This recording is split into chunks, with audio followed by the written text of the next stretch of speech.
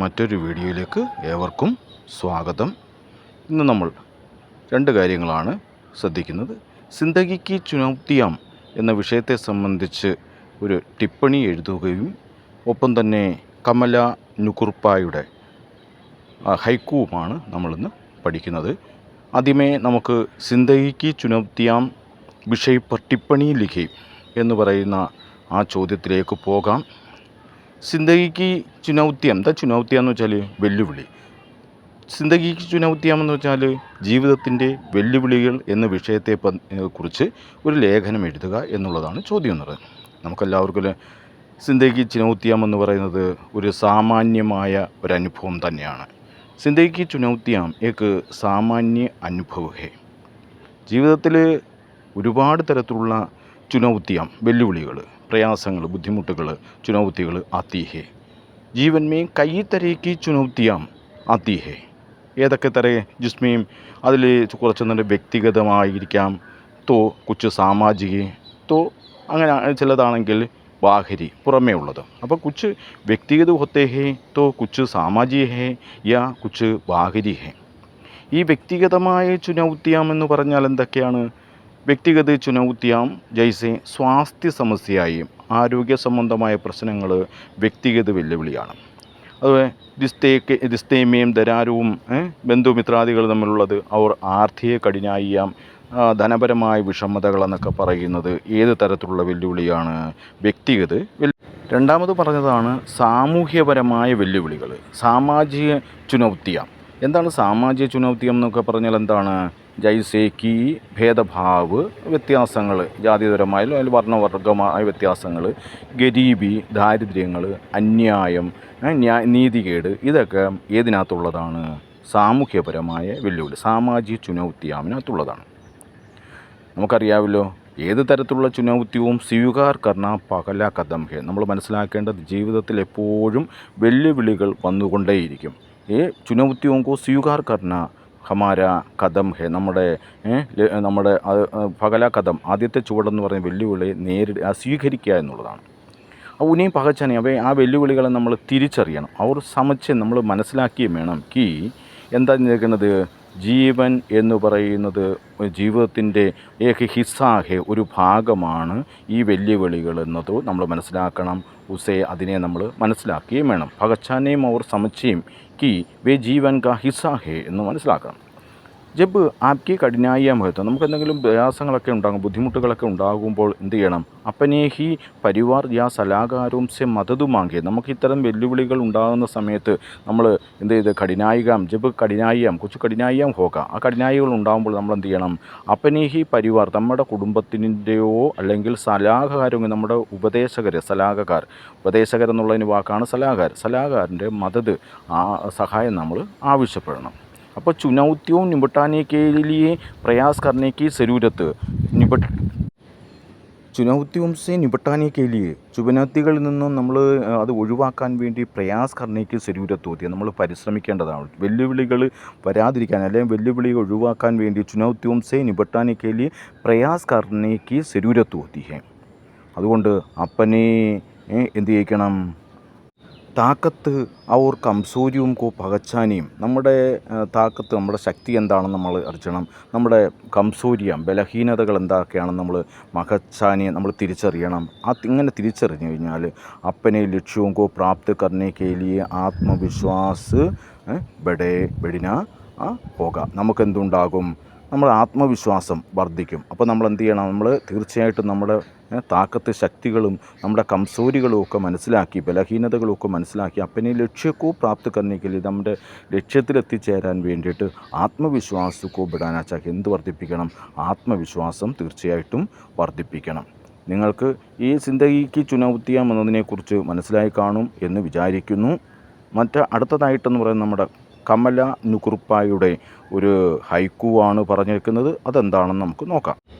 അപ്പോൾ അടുത്തതായിട്ട് ഹൈക്കു, മൂന്നാമത്തെ ഹൈക്കുവാണ്. മറ്റ് രണ്ട് ഹൈക്കുകൾ നമ്മൾ മുന്നേ പഠിച്ചതാണ്. ഹൈക്കു എഴുതുന്നതിലും സംസ്മരൺ, ഓർമ്മക്കുറിപ്പുകളും അവർ കവിത ലിഖിനെ വാലി, കവിതകളും ഒക്കെ എഴുതുന്ന, സാഹിത്യത്തിൻ്റെയും മേഖലകളിലൊക്കെ പ്രവർത്തിക്കുന്ന കമല നുകുർപ്പാക്കിയേക്ക് ഹൈക്കു ഹേ. കമല നുകുർപ്പായുടെ കമലാനി കുർപ്പായുടെ ഒരു ഹൈക്കു ആണ് ഏതെന്ന് പറയുന്നത്, ഡൂണ്ട്ത്തി രഹി ബർഫീലി നഗരീമേം നേഹ് കി ആഞ്ച് എന്ന് പറയുന്നത്. ഈ ഹൈക്കു എന്ന് പറയുന്നത് ബർഫീലി ഔർ ഡണ്ടി ദുനിയാമേം പ്യാർ ഔർ സ്നേഹ് കി തലാഷ് കെ ബാരേമേം ലിഖാ ഹുവാ എക് ഹൈക്കു ഹെ. ഇത് എന്തെങ്കിലുള്ളതാണ് ഈ ഹൈക്കു ബർഫീലി, അതായത് ബർഫീലി എന്ന് വെച്ചാൽ ബർഫ് സെ ഫരാ ഹുവ എന്നാണ്. അതായത് മൂടൽമഞ്ഞ് മൂടിയ, അല്ലെങ്കിൽ ഏക് ഡണ്ടി ഒരു തണുത്ത ദുനിയാമേ ലോകത്തിൽ, പ്യാർ ഔർ സ്നേഹ് കി തലാഷ് കെ ബാരേമേം പ്രേമത്തെക്കുറിച്ചും സ്നേഹത്തെക്കുറിച്ചും അന്വേഷണം, തലാശ് എന്ന് വെച്ചാൽ അന്വേഷണം, അന്വേഷിക്കുന്ന ഒരു ഹൈക്കുവാണ് ഏത്, നമ്മുടെ കമലാനി കുർപ്പായുടെ ഡൂണ്ട്ത്തി രഹി ബർഫീലി നഗരീമേം നേഹ് കി ആഞ്ച് എന്ന് പറയുന്ന ഹൈക്കു. ഇനി നമുക്കതിൻ്റെ മീനിങ് നോക്കാം. ഡൂണ്ട്ത്തി രഹി, എന്താ ഡൂണ്ട്ത്തി രഹി എന്ന് വെച്ചാൽ അന്വേഷിച്ചു കൊണ്ടിരിക്കുന്നു. യഹ് പങ്ക്തി, ഈ വരികളെന്ന് പറയുന്നത് കോജിക്ക് നിരന്തരത, അന്വേഷണത്തിൻ്റെ നിരന്തരമായ അന്വേഷണത്തെയാണ് ഇവിടെ സൂചിപ്പിക്കുന്നത്.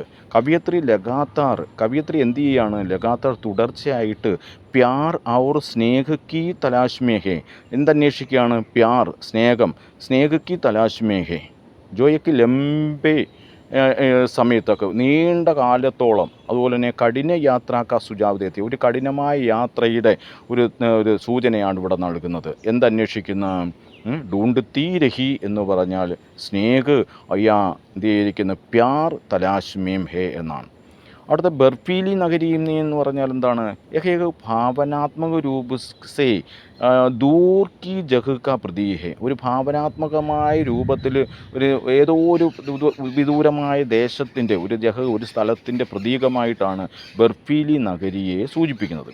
യഹ് നഗരി എന്ന് പറയുന്നത് യഹ് ഡണ്ടി ഓർ നിർജ്ജനു ഹോക, ഈ ഡണ്ടി എന്ന് പറയുന്ന, അല്ലെങ്കിൽ യഹ് നഗരി ഡണ്ടി അല്ല, യഹ് ഡണ്ടി ഒരു തണുത്തതും നിർജ്ജനു ഹോക, എന്താ ജനവാസമൊന്നും ഇല്ലാത്ത നിർജ്ജനമായിട്ടുള്ള സ്ഥലമായിരിക്കും. യഹാ കവിയത്രിക്ക് നിരാശാവാദി ദൃഷ്ടികോൺ ദേഖ് സക്താ, ഇതിലൂടെ നമുക്ക് എന്ത് ചെയ്യാണ്, നീണ്ട ഒരു കാത്തിരിപ്പ്, നീണ്ട സ്നേഹത്തിന് വേണ്ടിയിട്ടുള്ള ഒരു കാത്തിരിപ്പ് എന്ന് പറയുന്ന കവിയുടെ നിരാശാവാദി ദൃഷ്ടികോണാണ് ഈ വരികളിലൂടെ നമുക്കിവിടെ കാണാൻ കഴിയുന്നത്. ബർഫീലി നഗരിമേം പ്യാർ ഔർ സ്നേഹ് മിൽനേക്ക് സംഭാവന കം ഹെ, അറിയാമല്ലോ ബർഫീലി നഗരിൽ എന്തായിരിക്കും, ഈ ഇങ്ങനെയുള്ള നഗരത്തിൽ പ്യാർ ഔർ സ്നേഹ് ഒരു ഭാവനാത്മകമായ ഒരു നഗരിയാണ്. ആ നഗരി എന്ന് പറയുന്ന ദൂരെ എവിടെയോ ഉള്ള തണുത്ത ഒരു നിർജ്ജനമായിട്ടുള്ള ഏരിയ ആയതുകൊണ്ട് തന്നെ നമുക്ക് പറയാം അവിടെ എന്തില്ല, നഗരിമേം പ്യാർ ഔർ സ്നേഹ് മിൽനേക്ക് സംഭാവന നഹിം ഹെ. ഇതുപോലെ വേറൊരു അർത്ഥത്തിൽ നമുക്ക് വേണമെങ്കിൽ ഇതിനെ നമുക്ക് ഇങ്ങനെയും പറയാം, കവിയത്രി ബാഹിരി ദുനിയാമേം പ്യാർ ഔർ സ്നേഹ് തലാഷ് കർ രഹി ഹെ.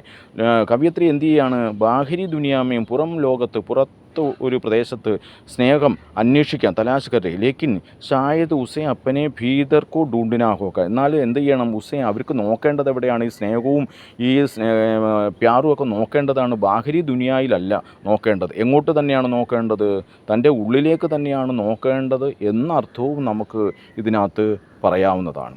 അടുത്ത നേഹിക്ക് ആഞ്ജലി എന്ന് പറയും. നേഹിക്ക് ആഞ്ജലി സ്നേഹത്തിൻ്റെ ചൂടാണ്. എന്താ സ്നേഹത്തിൻ്റെ ചൂടെന്ന് പറഞ്ഞാൽ, യഹ് പ്യാർ ഔർ സ്നേഹ് ഔർ ഗർമിക്ക പ്രതീക്, സ്നേഹത്തിൻ്റെയും പ്യാറിൻ്റെയൊക്കെ പ്രതീകമാണ്, ഗർമിയുടെയൊക്കെ പ്രതീകമാണ് ഏതെന്ന് പറയുന്നത്, ഈ നമ്മുടെ സ്നേഹ് കി ആഞ്ച് എന്ന് പറയുന്നത്. ജോ ബർഫീലി നഗരിക്ക് വിപരീത് ഹെ, ആ ബർഫീലി നഗരിൽ ഇതൊന്നുമില്ല, വിപരീതമായിട്ടാണ്, ഇതൊന്നും കാണാൻ പറ്റത്തില്ല. ബർഫീലി നഗരി, ആ ഭാവനാത്മകമായ നഗരിയിൽ ഇതൊന്നും കാണാൻ പറ്റില്ല എന്നാണ് പറയുന്നത്. അപ്പോൾ ഇതിൻ്റെ അർത്ഥം എന്താണ്, മലയാളത്തിൽ പറഞ്ഞാൽ അന്വേഷിച്ചു കൊണ്ടിരുന്നു, എവിടെ, ബർഫീലി നഗരിയിൽ, എവിടെയാണ് അന്വേഷിച്ചുകൊണ്ടിരുന്നത്, ബർഫീലി നഗരിൽ അന്വേഷിച്ചു കൊണ്ടിരുന്നു. എന്താ അന്വേഷിച്ചുകൊണ്ടത്, ക്യാ ഡൂണ്ട്ത്തി രഹി സ്നേഹ് കി ആഞ്ച്. അപ്പം ഇതിന് അവസാനമായിട്ട് നമുക്ക് ഇത്രയും അർത്ഥം പറയാൻ പറ്റും. എന്തൊക്കെയാണ്, ഏക കവിത ഏക ഡണ്ടി ഓർ അലഗ് ദുനിയാമേം, ഈ കവിതയെന്ന് പറഞ്ഞ ഒരു തണുത്ത മറ്റൊരു ലോകത്തിൽ, പ്യാർ ഔർ സ്നേഹ് കി തലാഷ് കി ഏക്ക് മാർമിയ അഭിവ്യക്തി ഹെ, എന്തന്വേഷിക്കുന്നത്, സ്നേഹത്തിൻ്റെ അല്ലെ തലാഷ്, അന്വേഷണത്തിന് ഒരു മാർമികമായ അഭിവ്യക്തിയാണ് ഇവിടെ തരുന്നത്. യഹ് ഖോജിക്ക് നിരന്തരത, അത് അന്വേഷണത്തിൻ്റെ നിരന്തരതകളെക്കുറിച്ചും, വാതാവരണിക്ക് പ്രതികൂലത, അന്തരീക്ഷത്തിൻ്റെ പ്രതികൂലതകളെക്കുറിച്ചും, ഔർ വാഞ്ചിത് ഗർമി കെ ബീച്ച് കെ വിപരീത് കോ ഉജാഗർ കർത്തി ഹേ, നമ്മൾ എന്ത് ചെയ്യുന്ന ചൂടിൻ്റെ ഇടയിൽ വിപരീതമായിട്ടുള്ള ഒന്നിനെക്കുറിച്ചുമാണ് ഇവിടെ പറയുന്നതെന്ന് നമുക്ക് അർത്ഥം പറയാവുന്നതാണ്. നിങ്ങൾക്ക് ഈ ഹൈക്കു മനസ്സിലായി കാണുമെന്ന് വിചാരിക്കുന്നു. അടുത്തൊരു വീഡിയോയിൽ എത്തുന്നത് വരെ എല്ലാവർക്കും നന്ദി, നമസ്കാരം.